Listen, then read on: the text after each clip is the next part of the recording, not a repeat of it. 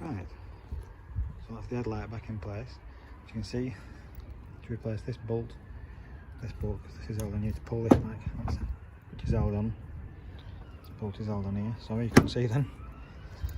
So yeah, on the bumper here, these are just on, it's just on a clip.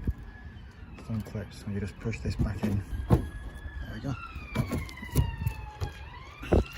It's a bit hard to film without. There we go.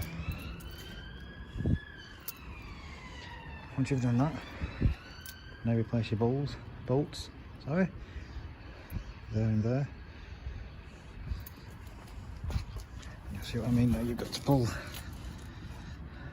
this inner lining back, like this. You pull it back, like that.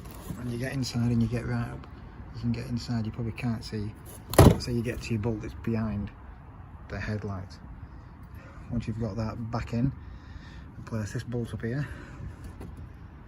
place this one, this screw, and job's a good one.